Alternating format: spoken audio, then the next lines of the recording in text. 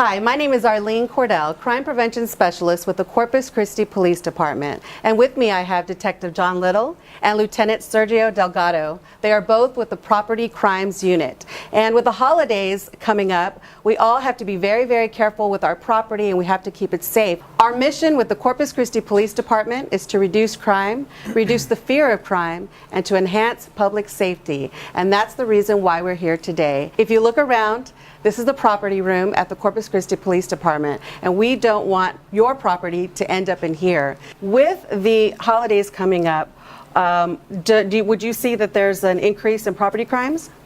There sure is, Arlene. This time of year, unfortunately, criminals like to capitalize on citizens of Corpus Christi. So we do see an uptick in property crime related offenses that we like to take a stance against. Which is why we're here today, to try to discuss some measures that citizens can take here in Corpus. Mm-hmm.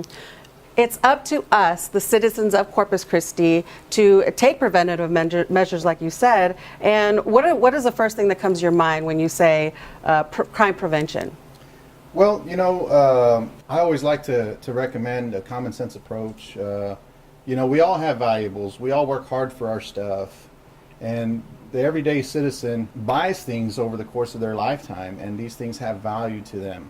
So one thing that I like to do and to advocate is, invest in an alarm system in your home, for example.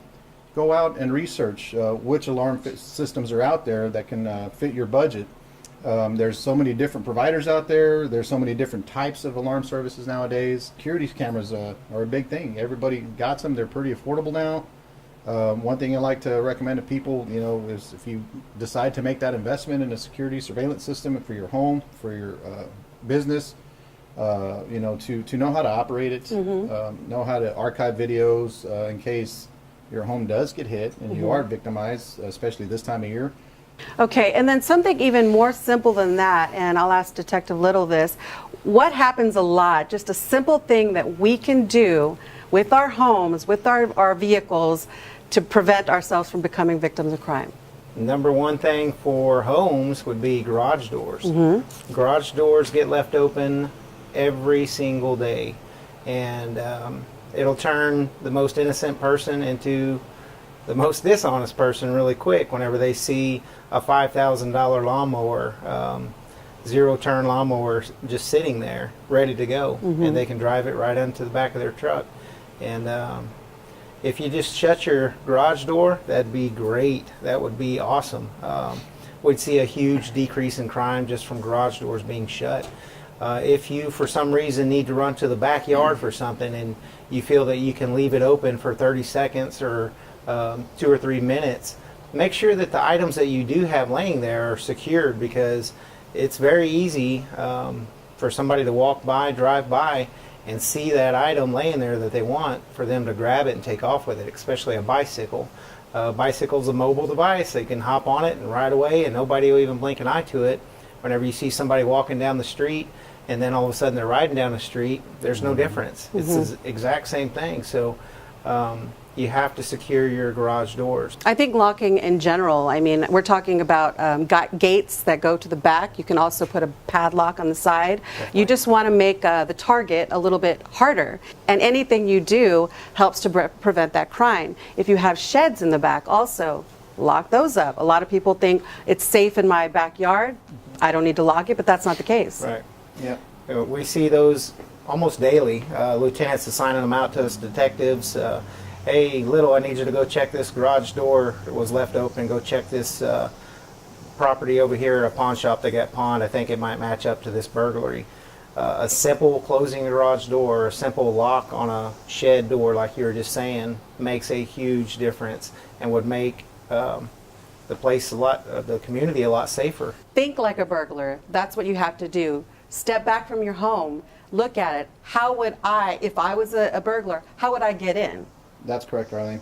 And another thing too that I'd like to recommend on the same token, your home has windows. Some parents like me have teenagers and they have friends over, and sometimes these teens and their friends can come over and hanging out, and in the course of hanging out may unlock a window for some reason.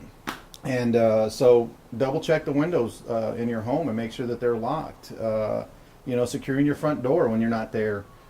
If you have an alarm system, making sure you utilize that and turning it on when you're away from the home. On your lawn tools that you may have in your garage, jot down the serial numbers. That way, in the event that they do come up missing, it allows us to assist the citizens in recovering these properties back and tracking them down via pawn shops and other means that we have to track property down. Everybody's got a cell phone these days. It's very quick and very easy to take your cell phone. If you buy something brand new, take a picture of the serial number, keep that photograph. If it's something old that you have in your garage, if it's something that you've had for years, go knock the dust off of it. Take a picture of the serial number. Put it in the cloud. Get rid of it. That way you've always got it. Whenever you need that serial number to prove ownership, it's going to come in really handy for you. But with the technology that we have these days with a cell phone, it makes it so easy. And you can also email yourself the pictures, and then you can always have it and access it with your emails. Helps out a lot. That's correct. Okay, so nighttime, it's dark outside. I go around my neighborhood, people don't have their lights on. What do you think? I always suggest that people turn them on. I turn mine on nightly as a habit, and I buy so many light bulbs a year. But I think it's a great idea. It helps reduce crimes that may happen at night. Right. Especially this time of year early, when you got a bunch of Christmas decorations or Thanksgiving decorations in your front yard that are inflatable, that are very costly. It's a good way to keep people away from your property. At least go, maybe not. It makes it not an easy target. Right. And then landscaping too, keep those trees trimmed, your shrubs trimmed and things Yep, like that. that's correct. That's very important. It's not just because the neighbors are, complaining about how horrible your lawn looks. It's also, it's a preventative for crime. Sure is. Okay, well, in closing, do y'all want to add any additional tips? Sure. One of the last things I'd like to say is that, on your personal property, if it does not have any serial numbers, a good idea, rule of thumb that I'd like to recommend for people to do is to inscribe an owner applied number. That owner applied number could be a number that you create that's unique to yourself, maybe with your initials somewhere incorporated in it. It could also be your driver's license number if you want to inscribe it on something that doesn't have a serial number per se. For example, Yeti coolers. They've always been a big target, a hot item that thieves like to steal because they're very expensive. But they don't have serial numbers. Detective? In closing, I think the best possible solution is if you see something, say something. If you see something that's out of place, this is our community. We got to work together.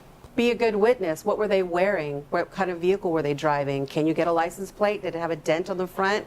Those kind of things are the things that you'll need to let people know when you call 911. And if we follow those simple steps, I think that our crime rate can really go down in the city of Corpus. We just have to work together as a community. I think both of y'all are spot on with that. I think just last word is, we work better together, bottom line. We're here to serve you, the citizens of Corpus Christi. We are your public servants, and we're here to protect and save, help keep y'all safe. We're trying to do our best attempts at reducing crime, reducing the fear of crime, and enhancing public safety. And we can't do it without you. Y'all are a very integral part in what we do on a daily basis, and you help us fight crime that way. And if you want additional information on how you can help prevent crime, you can give me a call at 886-2768. I'd love to help you get started with a Neighbors on Watch program in your neighborhood.